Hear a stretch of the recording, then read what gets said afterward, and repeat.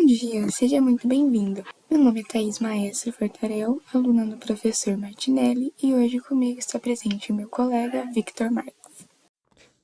Oi, eu sou o Victor Marques, como a Thaís já disse, né? Eu também sou aluno do professor Martinelli. Neste primeiro episódio, iremos falar sobre a água, mas não o ciclo da água que já sabemos. Iremos abordar perspectivas que normalmente não relacionamos ao poder e entendimento do domínio da água.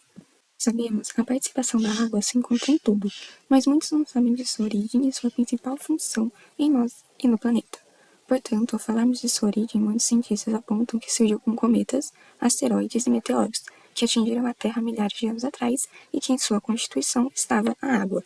Mas já outros afirmam ser a junção do hidrogênio com o oxigênio, vindo do resfriamento das rochas, que levaram à formação do vapor de água e do gás carbônico. Seja como for, isso virou água líquida no final, ou seja, virou chuva, e juntando o calor vindo do sol, a evaporação e a evapotranspiração, além do intemperismo das rochas e os gases atmosféricos, fez com que assim surgisse a vida na Terra e a habitação possível. Além dessas questões, temos o costume de dizer que a água é um bem infinito, mas na verdade ela é um bem infinito e é ciclada, ou seja, sempre teremos a mesma quantidade de água na Terra. Isso se torna uma problemática quando pensamos no abastecimento de água e no seu tratamento, justamente pelo fato de que aproximadamente 97% é água salgada, localizada principalmente nos oceanos, e apenas 3% é água doce, além do fato de que o ser humano não consegue utilizar esse percentual de água doce totalmente. Isto tendo em vista que a maior parte dessa água é subterrânea, e não conseguimos alcançá-la e transformá-la em recurso. Assim, a evaporação e a condensação se tornam fatores importantíssimos no processo do ciclo da água, e isso tudo se deve à diferença de temperatura presente na Terra. Outro fator fundamental para a manutenção dos seres vivos no planeta é a criação da fotossíntese. Isso, resumidamente, acontece pois a ciclose, que gera movimento no citoplasma dentro das células vegetais, eleva o cloroplasto, facilitando a absorção da luz e calor, no qual essa energia é transformada em fotossíntese, sendo capaz de gerar oxigênio, fazendo com que as plantas obtenham o nome de fototróficas. Já para nós, seres humanos e alguns animais, a água tem como uma de suas principais funções a regulagem e controle de temperatura interna, ou seja, a transpiração corporal é realizada para equilibrar a temperatura dos organismos, que faz com que a pele secrete suor na superfície, assim aumentando a perda de calor por evaporação. A partir de tudo o que vimos, o foco agora passa a ser a Terra e seu funcionamento dinâmico. Agora, dando continuidade, vale ressaltar também que o ciclo da água ele tem relação com outras coisas, né? Coisas que também são de grande importância.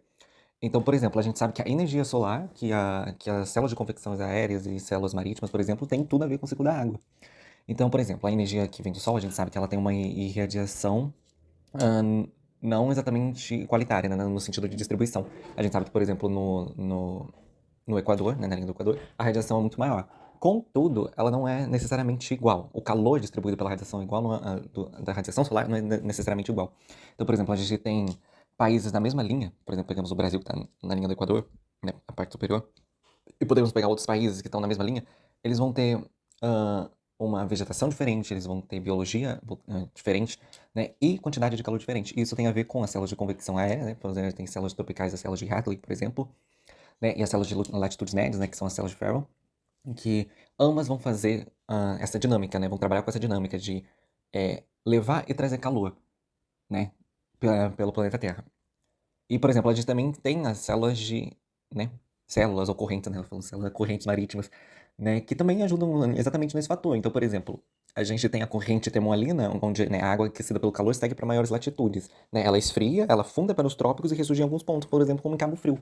Então, em alguns lugares do ponto do planeta Terra, na mesma latitude, podemos ter lugares quentes, podemos ter lugares frios, justamente por conta dessa dinâmica, né, da água, de trabalhar com a com o ar, né, e com o mar. E como, né, continuando, a gente disse que o ciclo da água ele não só está presente na questão de evaporação, condensação, ou apresenta-se nos seres vivos, né?